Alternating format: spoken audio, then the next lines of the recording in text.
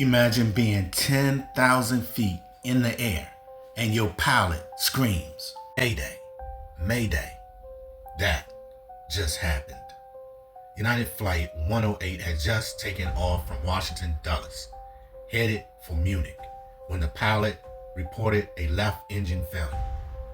He radio air traffic control, engine failure, declaring an emergency.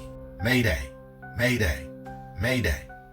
The Boeing 787 turned back and landed safely around 8:33 p.m. All 299 passengers and 11 crew were unharmed. The flight was canceled and United arranged alternative travel. Would you fly again after a Mayday scare? Drop your thoughts below. Follow for more real-time travel drama.